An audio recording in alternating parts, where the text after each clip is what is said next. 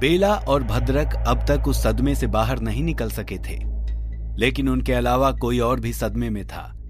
वो था मांत्रिक द्रोण। अधीश नाम का एक युवक, जिसे वो ठीक से जानता भी नहीं था, उसके सामने आ खड़ा हुआ था। क्या था अधीश के मन में और क्या सोचकर उसने ये जोखिम उठाया था? क्या अब भी वायु भवन बेला, भद्रक और अधीश का साथ देगा?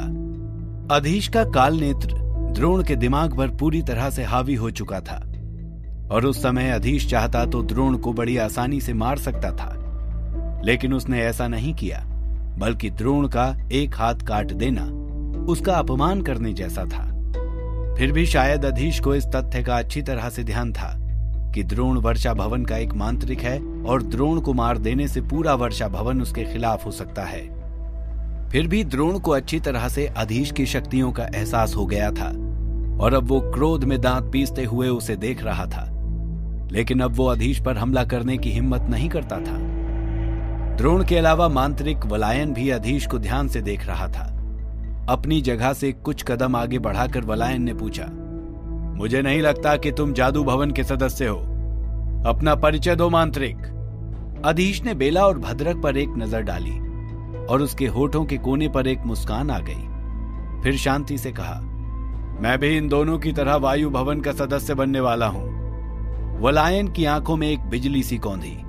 उसने बिल्कुल ठंडी आवाज में कहा, इसका मतलब है कि तुम अभी तक वायु भवन के सदस्य नहीं हो, तुम एक स्वतंत्र मांत्रिक हो और तुमने वर्षा भवन के सदस्य मांत्रिक पर हमला करने की हिम्मत की। मैं वर्धन को तो नहीं मार सकता, लेकिन मैं तुम्हें तो मार ही सकता हूं। इसके साथ मांत्रिक वलायन के शरीर के चारों ओर हिंसक अग्नि का उतार चढ़ाव अचानक बढ़ने लगा। मांत्रिक वर्धन अभी भी बंधा हुआ था, लेकिन जब उसने देखा कि वलायन अधीश पर हमला करने वाला है तो वो तुरंत चिल्लाकर बोला, अरे नहीं, मांत्रिक अधीश, यहां से भाग जाओ और तुम वलायन अधीश पर हमला करने की कोशिश भी मत करना। ये सब वायु भवन के मांत्रिक बनने वाले हैं। यदि तुमने इनमें से किसी को भी नुकसान पहुंचाया तो फिर तुम जानते हो परिणाम क्या होगा। तुम दुनिया में चाहे कहीं भी जाकर छिप जाओ, हमारा गुट तुम्हें खोज ही लेगा। मांत्रिक वलायन जोर से हंसा और बोला, तुम मूर्ख हो वर्धन। वायु भवन उन लोगों के लिए वर्षा भवन से युद्ध करने के लिए तैयार है जो अभी उसके सदस्य बने भी नहीं है। वर्धन, तुम अब रोक सको तो रोक लो, मैं इन तीनों को जरूर मारूंगा। मांत्रिक वलायन फिर हंसा और कुछ पल बाद एक मंत्र पढ़ने लगा। उसका शरीर आग की लपटों से घिरने लगा और उसके बाद हिंसक तूफान की तरह आकाश से आग की लपटें बरसने लगी और लपलपाती आग की लपटें तेजी से अधीश की ओर बढ़ने लगी। प्रचंड लपटों ने पूरे आकाश को आग के समुद्र की तरह भर दिया था। ये चतुर्थ श्रेणी का अग्नि मंत्र था जिसका प्रयोग वलायन ने अधीश के ऊपर किया था। वर्धन क्रोध से भर उठा, लेकिन वो इस समय कुछ कर नहीं सकता था, तो बस छटपटा कर रह गया। अधीश ने गहरी सांस ली। अब की बार उसका रक्षा चोगा भी उसकी रक्षा नहीं कर सकता था। न ही पृथ्वी घात में इतनी शक्ति थी कि चतुर्थ श्रेणी के इस मंत्र का सामना कर सके। फिर भी अधीश ने जल्दी जल्दी 2-3 बार पृथ्वी मंत्र पढ़ा और कुछ देर के लिए अपनी सुरक्षा का प्रबंध किया, लेकिन वो जानता था कि यह अधिक देर तक उसे वलायन से बचा नहीं सकता। इसलिए अब उसके पास वलायन के ऊपर सीधा हमला करने के अलावा कोई चारा नहीं था। विषैली बर्फ। आखिरकार अधीश ने हमला कर ही दिया। अधीश ने अपनी तर्जनी को आगे बढ़ाया और उसे मांत्रिक वलायन की तरफ संकेत किया। इस संकेत के साथ ही हवा एक बर्फीली सर्दी से भर उठी। बर्फ के अनगिनत टुकड़े हवा में तैरने लगे और बीच मार्ग में ही आग की लपटों से टकरा गए। अंधेरी शक्ति, ये तो अंधेरी शक्ति का मंत्र है। तुम्हारे पास अंधेरी शक्ति है। मांत्रिक वलायन के चेहरे पर विस्मय छा गया। किसी मांत्रिक के पास अंधेरी शक्ति का मंत्र होना एक बहुत बड़ी बात होती थी। हर कोई उसे अर्जित नहीं कर पाता था, और यदि कोई ये शक्ति किसी तरह प्राप्त कर भी ले, उसके लिए मंत्र सिद्ध करना लगभग असंभव कार्य था। वर्षा भवन में मांत्रिक वलायन ने खुद अपनी आंखों से एक दूसरे स्तर मांत्रिक को देखा था, जिसने अंधेरी शक्ति का मंत्र स्थिर किया था, और एक बार युद्ध के दौरान उसने तृतीय श्रेणी के मांत्रिक को आसानी से हरा दिया था। साथ ही चौथे स्तर के एक मांत्रिक को घुटने टेकने पर मजबूर कर दिया था। इस प्रकार मांत्रिक वलायन अंधेरी शक्ति को अच्छी तरह से जानता था।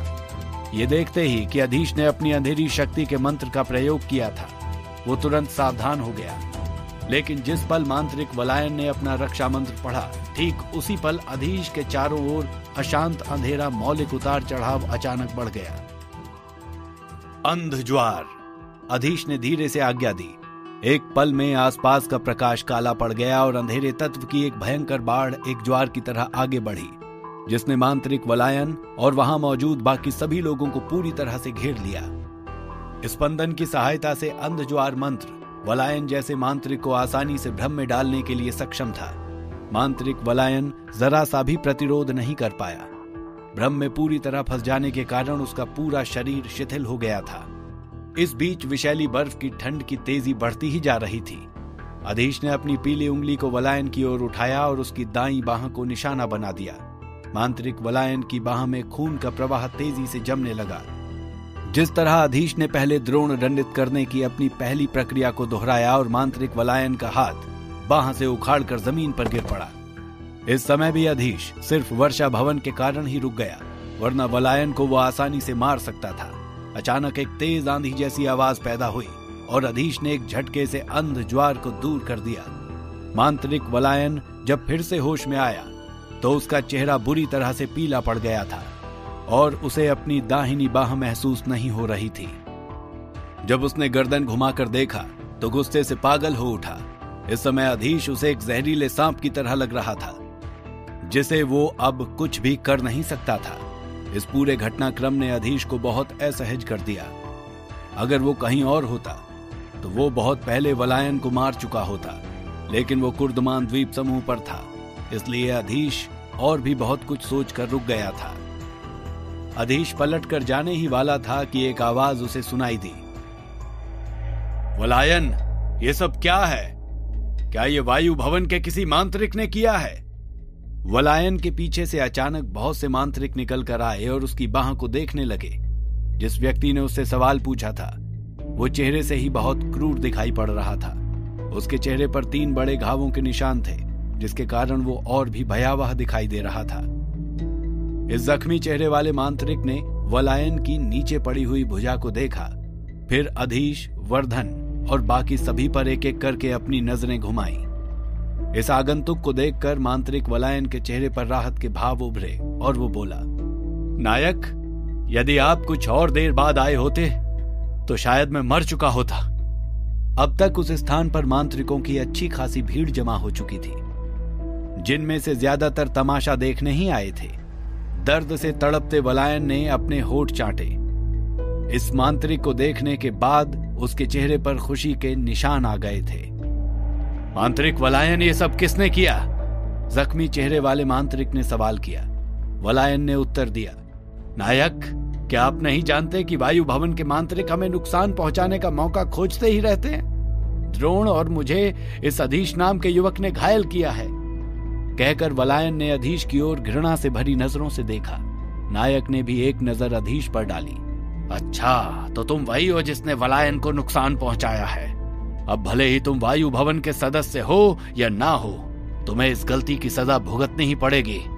तुमने वलायन का एक हाथ काटा है, अब मैं तुम्हारे दोनों हाथ काटूंगा। यह कहकर नायक ने मंत्र पढ़ने के लिए हाथ उठाया। अधीश इस समय कुछ कर नहीं सका, क्योंकि वो समझ चुका था कि ये एक 5वीं श्रेणी का मांत्रिक है और इस समय वो उसके साथ युद्ध करने की स्थिति में नहीं है। तभी भीड़ में से किसी वृद्ध की दबंग आवाज गूंजी, दुष्ट, तुम हमारे सामने वायु भवन के जादूगरों के सामने बड़ा अभिनय कर रहे हो। हाँ, फिर आओ इस बूढ़े आदमी को देखने दो कि तुम इन पिछले कुछ वर्षों में कितने बड़े हो गए हो। एक वृद्ध व्यक्ति भीड़ को चीरता हुआ आगे बढ़ा। उसके नीले चोगे से ही अधीश पहचान गया कि ये वायु भवन का कोई उच्च श्रेणी का मांत्रिक है। उसके साथ कुछ और मांत्रिक भी थे। बूढ़ा आदमी बहुत ही दुबला पतला और कमजोर दिखाई दे रहा था, जैसे हवा भी उसे उड़ा ले जाएगी। लेकिन उसके बल की आभा जख्मी चेहरे वाले नायक के बल से अधिक भयानक था। बूढ़े को देखते ही नायक का चेहरा थोड़ा बदल गया, जैसे उसे बूढ़े का आना बेहद बुरा लग रहा हो। उसने धीमी आवाज में पूछा, क्या वास्तव में वायु भवन इन घुमंतु मांत्रिकों के लिए वर्षा भवन के साथ युद्ध करना चाहता है? घुमंतु मांत्रिक? हाँ, ये सभी हमारे वायु भवन के सदस्य बनने वाले हैं। तुम ये भी जानते हो कि वायु भवन का हर सदस्य हमारा साथी है, और वायु भवन का नियम तो तुम्हें पता ही होगा। बूढ़े मांत्रिक ने लापरवाही से कहा, जैसे उसे नायक की बात की जरा भी चिंता ना हो। जख्मी चेहरे वाले नायक का चेहरा और भी काला पड़ गया। वो जानता था कि ये वायु भवन था, जिसे किसी का जरा भी डर नहीं था। उन्हें कोई फर्क नहीं पड़ता कि सामने जादू भवन है या वर्षा भवन। वे अपने प्रथम श्रेणी के मांत्रिक के लिए भी सब इकट्ठे होकर हमला कर सकते हैं। वायु भवन दुनिया के किसी भी मांत्रिक समुदाय से अलग था।